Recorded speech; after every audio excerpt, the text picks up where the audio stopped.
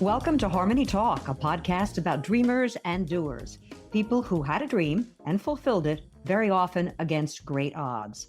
We're going to take a slightly different twist on this theme today. My guests are from the Pocono Environmental Education Center, or PEEC, located inside the Delaware Water Gap National Recreation Area in Dingman's Ferry, Pennsylvania.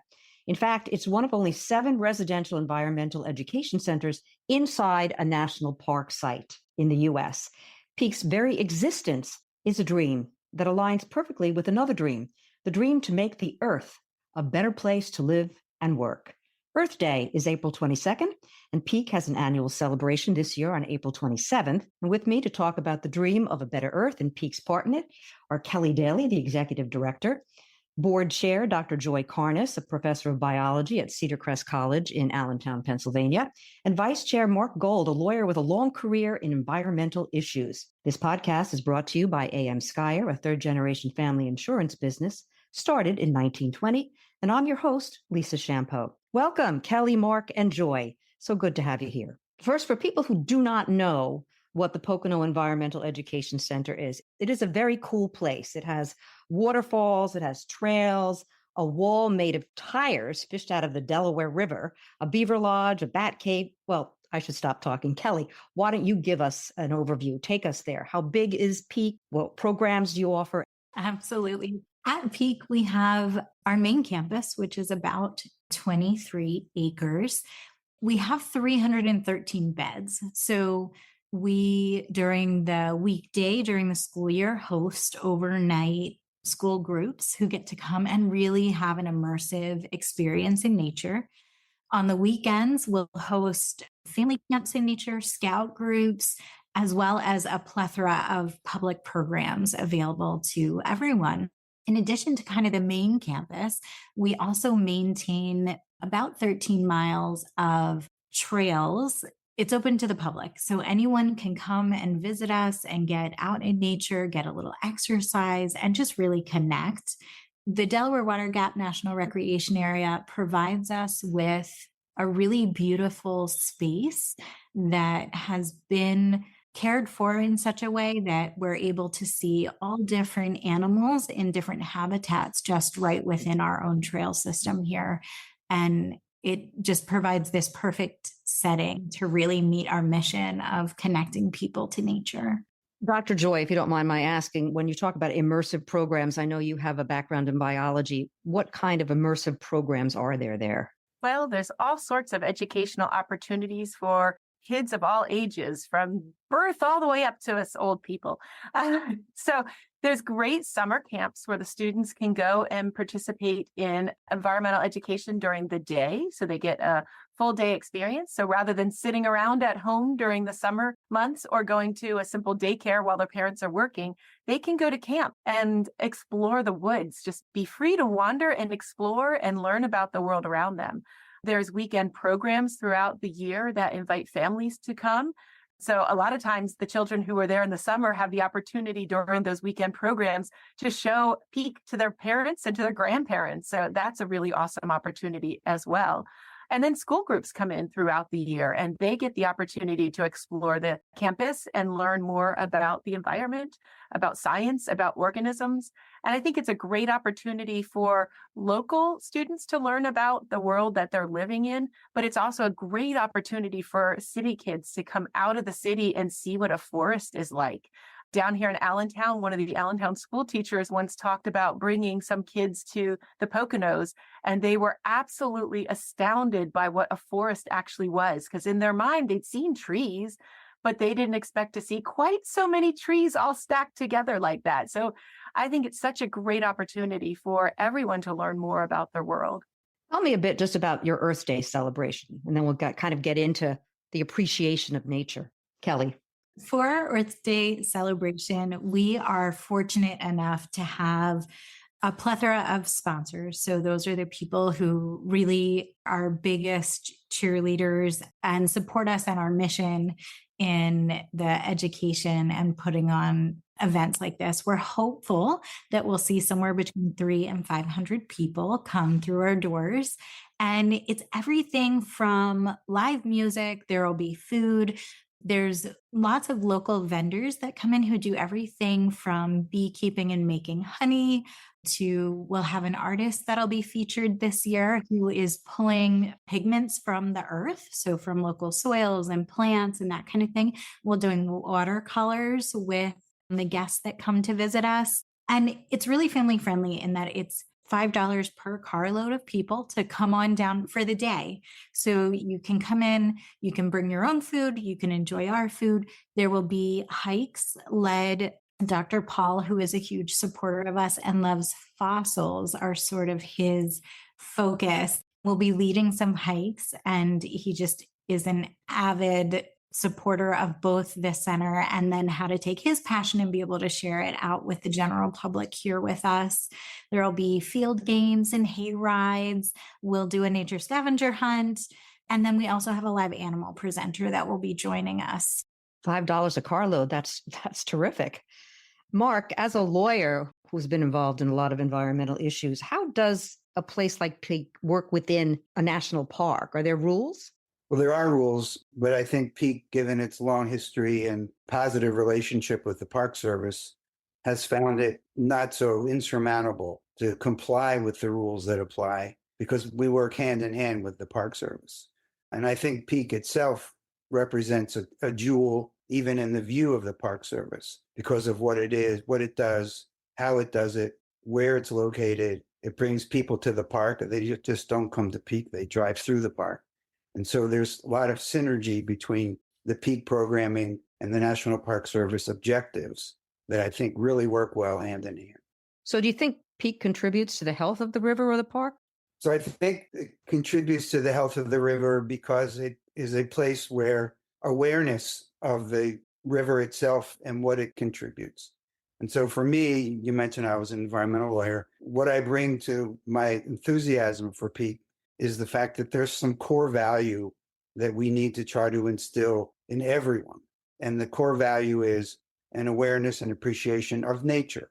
When you get a better understanding of nature, you then see the value of environmental protection. And I think what's impressed me about PEEC, given its focus on school children, is if you can instill that understanding early on, who knows where it might take a particular person and how it might resonate with them. It's foundational in the way in which it structures its programs. And from my perspective, having a career in environmental law, we can not have too many people who are aware and interested in protecting the environment in any way that they might choose.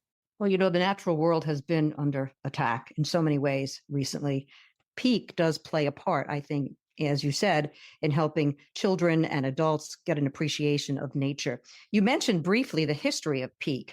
Would somebody like to talk about that? Because I think PEEC used the history. It was a honeymoon resort, wasn't it? To show people how you can convert the past into sustainable futures. Anybody like to talk about that? Joy? Sure. PEEC started out as Honeymoon Haven. So we've changed quite a bit in that regard. So we still love for people to come up and love nature, but it's a little bit of a different emphasis. And it's been interesting watching PEEC transform over the last decade. I've been involved for over a decade at PEEC. And we've turned all those honeymoon cottages into campsites or cabins for students to come and stay. And so they can field trip and stay overnight and do overnight trips. And we've taken some of those and we've restored them and done that in a way that is ecologically sound using really good sustainable materials. And then we've had some that were not repairable. So we've been replacing those slowly with some brand new cabins on wheels. So our new cabins on wheels are absolutely gorgeous. And they're built locally here in Pennsylvania, which is also fabulous. So it's transformed since it was just a place for honeymooners to come and has changed into an education center. And true to the sustainability of the center, we've also changed things like taking a swimming pool and turning it into a beaver dam. So the swimming pool itself was no longer usable. It was starting to leak, which was causing some environmental concerns.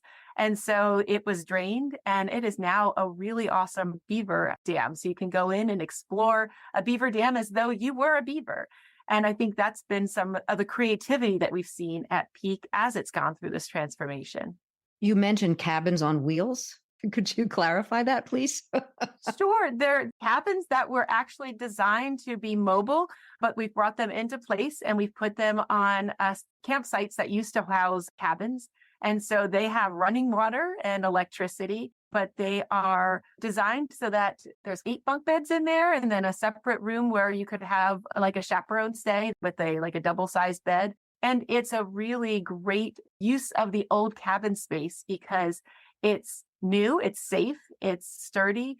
They've got front decking where you could have a little classroom get together. They've even got a lofted area. So once the chaperone goes to sleep and goes back to their little room, the students can all go and gather up in this little lofted area. So it's a really unique way to take those old cabins and use those sites to create a new place, a new life for PEEC. It also represents the question you asked about collaboration with the Park Service, because by their structure, these new cabins on wheels, we were able to comply with the Park Service requirements for new buildings. And so, again, we in discussions with the Park Service, we find solutions to continue to reuse and revitalize the campus. And I think you've seen it when they have yurts and other structures there that are innovative and creative, and keeping PEEC current is important when the students come from the variety of places where they come. It's important to the Park Service that we are not digging and disturbing additional areas within the park.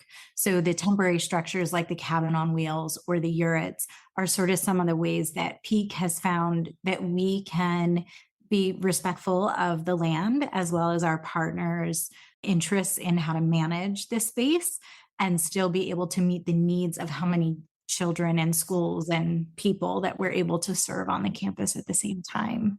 You know, the theme of this year's Earth Day is planet versus plastic. I don't know if that's something that you're going to roll into your Earth Day celebrations, but is there some way that PEEC kind of educates folks about that issue? As far as sustainability goes, we do in our eco zone, which is where that human-sized beaver lodge is that we talked about earlier. There's a whole wall about sustainability. So some of that really focuses in on how plastic can be recycled into other things or reused. But certainly as you travel around campus, you'll notice all of us steering away from plastic in general as a philosophy. So there's things around campus. We do have recycling bins. We do teach about composting. We do our best to have a reuse philosophy instead of the recycle philosophy. And that comes out in some of our programming. So we'll do, building bird feeders as a way to reuse your plastic milk jugs or those kinds of things instead of recycling. And how do we take this and make it a part of our environment in a responsible way? How do you come up with the programs that you come up with? Or how do you decide to build a beaver lodge or beaver dam? So I can speak a little bit to the eco zone specifically. My predecessor, he had this vision of bringing spaces into the eco zone that children may not get to see outdoors, or they would see it from the outside perspective, but not be able to go in it. So there's a beaver lodge, a bat cave, and a bald eagle's nest in our eco zone that is human sized. Well, it's life-sized, but that humans get into it to be able to see what it would look like. And then within that, we talk a lot about animal adaptations, things in the natural world as far as predators or the fungus that's getting our bat population right now. So things that could be risks to the animals that are there, but it gives the children and our visitors just a view of nature in a way that even with this beautiful space outside, they may not get to see while they're here without having that opportunity indoors. Outside of that, our programs, specifically our school programs, strongly align with state standards. So our goal is to help and to collaborate with teachers to be able to help provide this hands-on experience, but that's also going to check boxes for them in the classroom as well. So some of our programs, that's where it comes from, is that we're hitting these state standards. Some of our weekend and public programs comes more from either curiosity or outdoor hobbies that people have. And so we, are constantly looking for new talent and people to get involved with us We have a really strong group of volunteers who come and do everything from maintaining trails to providing programs and bring all different skill sets with them that we're really thankful for this support, but always also open to new ideas and ways that we can serve our community better. Well, what's the history behind the tires and how they came to be a wall at PEEC? The cafeteria was built in a way to use sustainable materials and to design. It was designed with the purpose of being a environmentally sound building. So it's built so that it's facing in a correct direction so that it can be warmed in the winter and cooled in the summer. So it's getting more shade in the summertime so that it can be cooler. It's also got those rubber tires, which were reused, right? So we're going to bring in things out of the, cleaning up the Delaware River, and we're going to build a wall that's going to be insulated by these rubber tires. And so it's using materials in a creative way to help with reduce energy costs, really. And so that was the main thought behind that particular building. And it was designed, and you can get a great tour as you walk through, but it was designed in a way to be environmentally practical. Which is wonderful, especially considering where it came from. Does it impart also to visitors that there's pollution happening in the river? In other words, tires in the river. They don't belong in the river. Yeah, it's a side message, I guess. I mean, the direct idea is that we don't have to throw things away. But yeah, the side message of, could we please not pollute our river? And I think that's the other piece, is that I'm hoping that people will come to PEEC and start appreciating nature and understanding why it's not good to throw tires in the river, right? It's not just ugly, but it's not safe for the environment. It's not safe for the animals that live there. And so you hope by bringing them to this nature center that they start to have a better appreciation for nature itself. Because I think a lot of times people it's the out of sight, out of mind, right? So if I throw something out of the window of my car, it's just gone because I've driven on and it's not even in my memory anymore. And that's got to be how those tires ended up in the river in the first place. Someone needed to get rid of them, so they threw them in the river. They've disappeared. They've gone below the water line. And I think we need to understand how that impacts the environment and the animals living there. But to your point about tires from the river, we could have gotten tires from anywhere because there are a lot of places that have used tires, but having them from the river underscores the point about the value of the river. And to build on what Kelly was saying about the ecozone and the programming in general, you never really know what's going to connect with any particular person. And so the diversity of programming, both the programs themselves and the exhibits and displays, are really intended to create a menu of options to connect with a person somehow. And I think if PEEC is successful, which it has been, it has so much to offer that there's connection points for everyone, whatever you want to focus on. And I think that's one of the beautiful aspects of PEEC. Is that something that brought you to PEEC? Yeah, that plus its emphasis on getting back to nature. There's so much interference in today's world with appreciating a stand of trees that are more than 2 deep, or a really dark night, or noises in the night that aren't cars. And so to have an opportunity to give kids from all over the tri-state area and beyond a chance to be in a really dark place, to be in a quiet place, but it has its own sounds. I think it's really life-changing potentially. And given the number of years that PEEC's been in business, I think we've seen the dividends from that by many of the people that come back. What are some of the things that people say? What kinds of responses have you gotten over the years?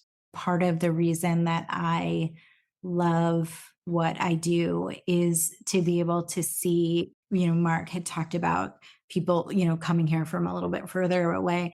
There's nothing more inspiring than having children see the night sky for the first time, to be where there's no light pollution and all of a sudden realize how many stars are in the sky.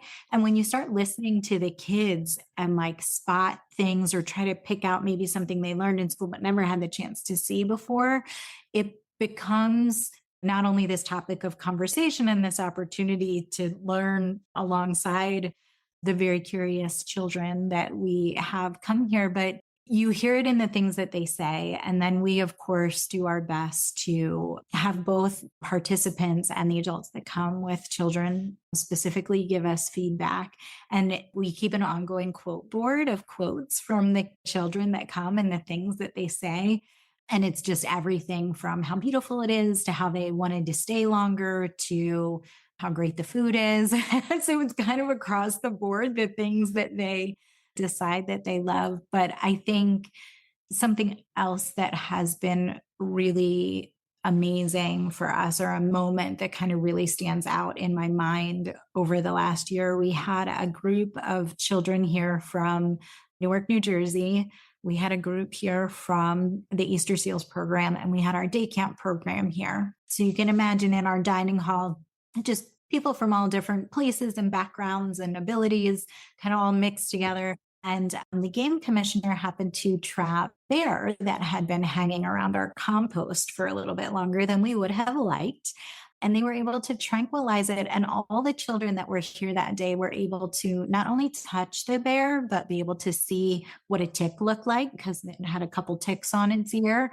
So we were able to kind of take this. It was really awesome and very generous of the game wardens to spend their time with us and also providing education to the children, but then willing to hang out for hours with our children from all these different backgrounds, where they were able to touch, the bear, learn about it, see its teeth, look at the ticks, and learn about the safety of that in the woods, that when we're out, they're out. That must have been an awesome, awesome experience for them. So really awe-inspiring. They've just relocated her a little further away from her. Far away, far, far away. That's a wonderful experience. Now, I'm just curious as to whether or not PEEC is proactive. Obviously, the center itself is a statement, but are you proactive in terms of, going to Congress or the state and asking for certain changes environmentally, or Marc? So we are not. And I think that's a deliberate choice on our part, because we don't want PEEC to stand for something that other people might oppose, because we want to be open and available to do what it is that we do. And there's a core value to what we do. And we want everyone, regardless of a particular perspective on a particular issue, to feel welcome and be able to get a lot from their visit to PEEC. And so I think by design, we have stayed out of all of that, because I think it makes us better stewards for the environment as we do our work. And it creates a welcoming opportunity for everyone, regardless of a perspective on a particular issue, to come and learn about nature, learn about environmental protection, and learn about environmental stewardship without the baggage, I'll call it, of a particular point of view.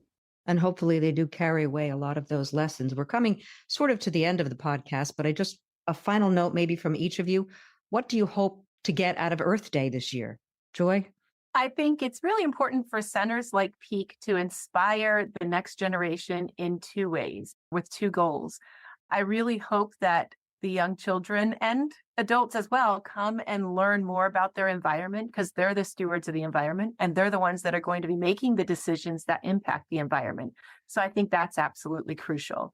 I think the second goal is to inspire some of these young children who have not yet determined what their careers are going to be.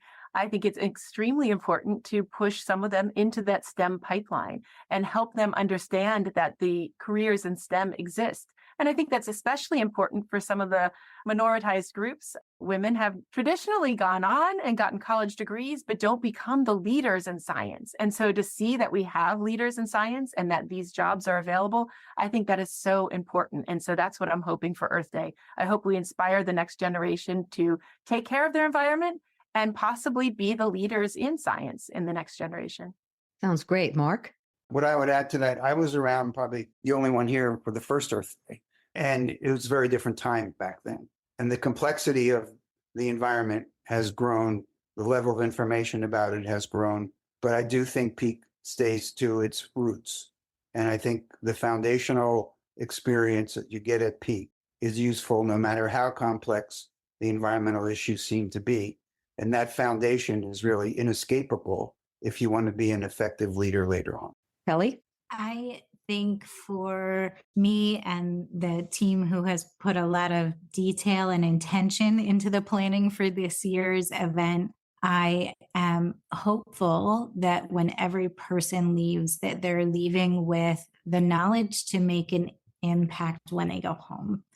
And so really being able to enable people to not only learn something, but to be hopeful about the change that they can make in their own backyard, in their own community. And I feel like that's why we do what we do. And so the intentionality behind that feels really good. And I am looking forward to seeing how it all plays out. That sounds great. In fact, it sounds kind of like, if I may, you hope that people will leave saying, this was a great place and the world is a great place. Let's keep it that way. Thank you all for being with me, and good luck with your Earth Day celebrations. Thank you again for being with me and sharing your time. Thanks for having us. Thank you. Thank you, Lisa. This has been a podcast brought to you by AM Skyer, a third-generation family insurance business started in 1920. I'm Lisa Champeau. See you next time.